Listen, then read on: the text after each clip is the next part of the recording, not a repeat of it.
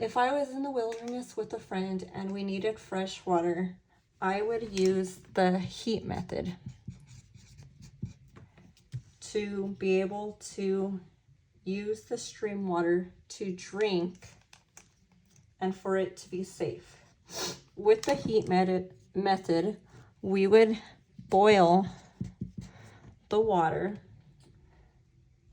That way, we can go through the process of making the water safe to drink.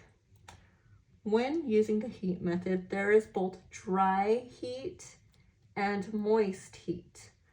But in this case, the type of heat being used is moist heat, as it is more effective because it penetrates the cells.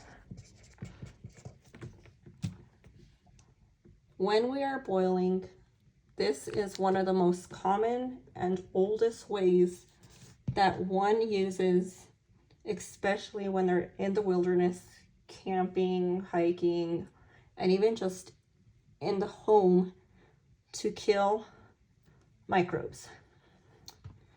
When boiling the water, we have a terminal death point.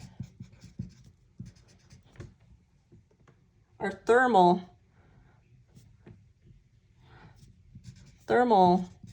death point,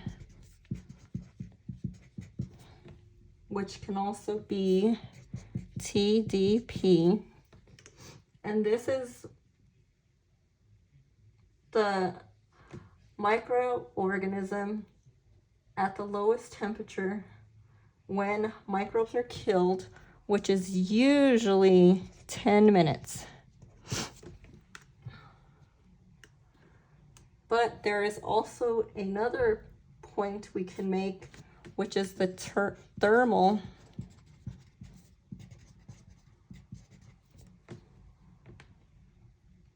death time,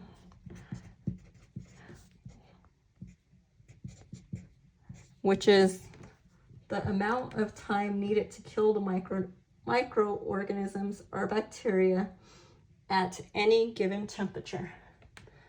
So we are going to assume, because in most cases, people are using metal water bottles nowadays, that we would get the water from a stream or pond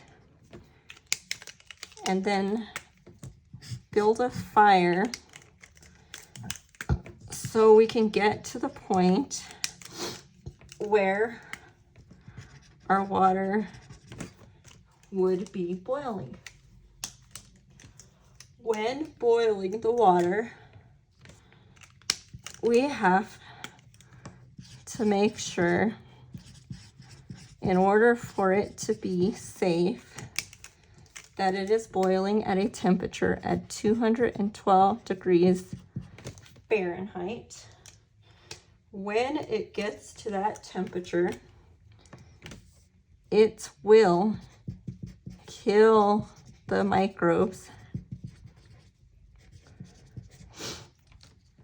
And in the cells, it may change their cell membrane. And then we have these proteins that become denatured, meaning that they break apart.